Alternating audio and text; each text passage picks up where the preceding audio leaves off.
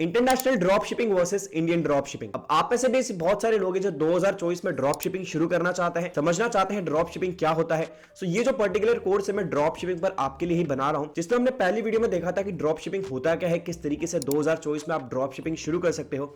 लेकिन आज के इस वीडियो में हम लोग समझने वाले हैं इंटरनेशनल ड्रॉप शिपिंग और इंडियन ड्रॉप शिपिंग में क्या डिफरेंस होता है। अगर आप इनिशियली कोई भी बिजनेस शुरू करना चाहते हो, आपको इंडियन मार्केट में ड्रॉप शिपिंग शुरू करनी चाहिए या फिर इंटरनेशनल मार्केट में, ये सारी इंफॉर्मेशन आज इस वीडियो में होने वाली है। एंड सबसे बड़ी चीज, कितना मिनिमम बजट होना चाहिए अगर आपको इंटरनेशनल ड्रॉप शिपिंग या फिर इंडियन ड्रॉप शिपिंग शुरू करनी है, एक पूरा डिफरेंस मैं आपको आज इस वीडियो में देने वाला हूं। अब इंटरनेशनल ड्रॉप शिपिंग होता क्या है? जो भी चीज इंटरनेशनली सेल की जा रही है उसे हम इंटरनेशनल ड्रॉप शिपिंग कहते हैं। आप यूएस मार्केट में कर सकते हैं, आप फ्रेंच मार्केट में कर सकते हैं। ये चीज टोटली आपके ऊपर है कि आप किस मार्केट को टारगेट करके प्रोडक्ट सेल कर रहे हैं। लेकिन आउट ऑफ इंडिया, आप इंडिया में बैठकर आउट ऑफ इंडिया कोई भी प्रोडक्ट सेल कर रहे हैं, उसे हम इंटरनेशनल ड्रॉप शिपिंग कहते हैं। और अगर आप इन कंट्री इंडिया में ही प्रोडक्ट सेलिंग कर रहे हैं, ड्रॉप शिपिंग कर रहे हैं, तो उसे हम इंडियन ड्रॉप शिपिंग कहते हैं। अब हम समझते हैं कुछ मेजर डिफरेंस जो आपके लिए समझना बहुत जरूरी है। अगर आप एक नए नए ड्रॉप शिपर बने हैं, आपको इसकी कोई ज्यादा जानकारी नहीं है। नंबर वन चीज, अगर आप इंटरनेशनल ड्रॉप शिपिंग करते हैं तो आपको कंप्लायंसेस का थोड़ा सा ध्यान रखना होता है, आपको डॉक्यूमेंटेशन पूरे अच्छे तरीके से करना होता है। लेकिन वहीं पर अगर आप एक इंडियन ड्रॉप शिपिंग शुरू करना चाहते हैं तो इनिशियली आपको ज्यादा डॉक्यूमेंटेशन की जरूरत नहीं पड़ती है, क्योंकि आपकी सेल्स इतनी नहीं होती इनिशियली।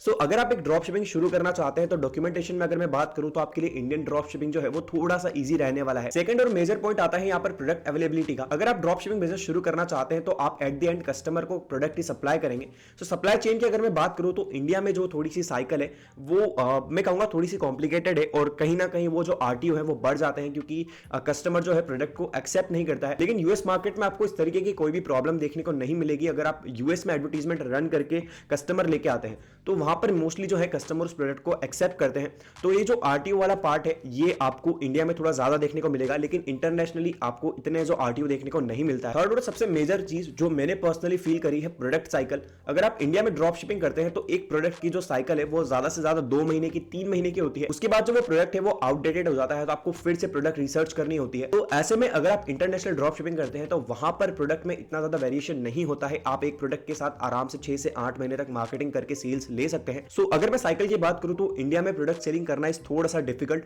क्योंकि आपको रेगुलर कुछ ना कुछ नए प्रोडक्ट पर एक्सपेरिमेंट करते रहना होगा। लेकिन इंटरनेशनली इतना ज्यादा आपको रिसर्च पर फोकस नहीं करना है, क्योंकि बहुत सारे ऐसे टूल्स है जो आपको अपडेट्स दे देते हैं कि किस तरीके के मार्केट है, क्या क्या प्रोडक्ट ज्यादा सेल हो रहा है। तो आप 8 महीने तक एक प्रोडक्ट की सेल इजीली कर सकते हैं। अब सबसे मेजर पॉइंट इन्वेस्टमेंट की हम लोग बात कर लेते हैं। अगर आप इंडियन में ड्रॉप शिपिंग शुरू करना चाहते हो तो आपको कितना इन्वेस्टमेंट करना होगा। इंटरनेशनली अगर आप अपना ड्रॉप शिपिंग बिजनेस शुरू करना चाहते हो तब आपको कितना इन्वेस्टमेंट करना होगा। अब देखो, इंडियन ड्रॉप शिपिंग करना थोड़ा सा इजी, क्योंकि यहां पर एडवर्टीजमेंट की कॉस्ट जो है वो थोड़ी सी कम रहती है। तो अगर आप टेस्टिंग करना चाहते हो तो आप 40 से 50 हजार के बजट में बहुत इजीली जो है अपना एक बिजनेस शुरू कर सकते हो। लेकिन वहीं इंटरनेशनल ड्रॉप शिपिंग में आपको आराम से 80 से 90 हजार रुपए की इनिशियली रिक्वायरमेंट होती है, क्योंकि उसके बाद आपकी जो प्रोडक्ट की साइकिल है वो भी चेंज नहीं होती है। तो मुझे ऐसा लगता है कि 1 लाख में अराउंड 1 लाख में आप आराम से अपना ड्रॉप शिपिंग जो बिजनेस है इंटरनेशनली शुरू कर सकते हो। लेकिन इंडिया में बहुत जल्दी प्रोडक्ट की साइकिल चेंज होती है, तो ऐसे में आपको रेगुलर जो है नए प्रोडक्ट को रिसर्च करते रहना होगा, नए प्रोडक्ट के बारे में डिटेल्स निकालनी होगी। तो मुझे लगता है कि इंटरनेशनल वर्सेस इंडियन में यहां पर इंडिया जो है थोड़ा सा आगे रहता है, अगर आपको इन्वेस्टमेंट कम करना है और अगर आप ड्रॉप शिपिंग शुरू करना चाहते हो। सो अब हम बात कर लेते हैं सबसे major point, profit. International drop shipping में आपको कितना प्रॉफिट देखने को मिलता है compare than Indian drop shipping. अब इंडियन ड्रॉप शिपिंग में आप जो भी प्रोडक्ट लिस्ट करते हो, जो भी प्रोडक्ट सेल करना चाहते हो, आप मैक्स टू मैक्स वहां पर 500 रुपीज का प्रॉफिट रख सकते हो, जहां पर आप आराम से एडवर्टीजमेंट में 200 से 250 रुपए स्पेंड करोगे। तो मुझे ऐसा लगता है कि इंडिया में ड्रॉप शिपिंग करना थोड़ा सा प्रॉफिटेबल नहीं रहता है, क्योंकि इंटरनेशनली जो भी प्रोडक्ट आप 1000 रुपए का बेच रहे हो उसे आपको इंडिया में 100 रुपए का बेचना पड़ेगा, क्योंकि यहां पर जो बाइंग पावर है, बाइंग कैपेसिटी है, वो इंटरनेशनली मार्केट के कंपेयर में थोड़ी सी कम है।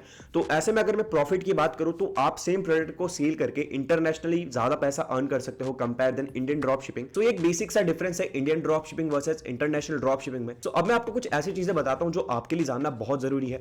अगर आप एक बिगिनर है और आप ड्रॉप शिपिंग शुरू करना चाहते हैं, आपको ज्यादा नॉलेज नहीं है कि किस तरीके से वेबसाइट क्रिएट की जाती है, किस तरीके से एडवर्टीजमेंट रन किए जाते हैं, तो ऐसे में मेरा पर्सनली आपको ये ओपिनियन रहेगा कि आप इंडिया में ड्रॉप शिपिंग करना शुरू करें, क्योंकि ऐसे में आपको इंडिया का मार्केट थोड़ा सा समझ में आ जाएगा कि इंडिया में बाइंग कैपेसिटी कितनी होती है, इंडिया में किस तरीके का प्रोडक्ट ज्यादा चलता है, किस तरीके के लोग जो है प्रोडक्ट खरीद सकते हैं। तो ये सारी इंफॉर्मेशन हमें आसानी से मिल जाती है, क्योंकि हम इंडिया में ही रहते हैं। लेकिन वहीं पर इंटरनेशनली किसी प्रोडक्ट को सेल करना, जिसमें आपको प्रोडक्ट रिसर्च पर बहुत ज्यादा फोकस करना पड़ेगा कंपेयर देन इंडिया। इनिशियली अगर आपका बजट कम है और आप ड्रॉप शिपिंग शुरू करना चाहते हो तो मैं प्रीफर करूंगा कि आप इंडियन ड्रॉप शिपिंग ही शुरू करें, क्योंकि ऐसे में आपको मार्केट की बहुत अच्छी नॉलेज होगी, आप प्रोडक्ट रिसर्च काफी आसानी से कर पाएंगे, और एट द एंड जो प्रोडक्ट का आरटीओ होता है वो सब चीजें आप मैनेज कर पाएंगे, तो उससे आपको काफी ज्यादा लर्निंग मिल जाएगी and then you will go for a international drop shipping. मैं ऐसा नहीं कह रहा हूं कि इंटरनेशनल ड्रॉप शिपिंग आपको नहीं करनी चाहिए, लेकिन जब तक आपको ये पूरी साइकिल समझ में नहीं आएगी, पेमेंट की साइकिल किस तरीके से वर्क करती है।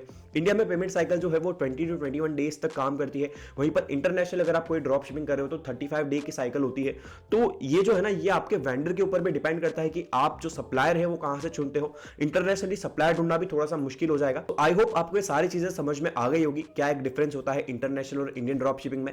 अगर आपको किसी भी तरह की क्वेरीज है तो आप नीचे कमेंट सेक्शन में जरूर बताएं, और इसी तरीके की और भी इन्फॉर्मेशन वीडियोस देखने के लिए चैनल को सब्सक्राइब करके बेल आइकन को जरूर प्रेस कर दें, ताकि इसी तरीके का कंटेंट आपको देखने को मिलता रहे।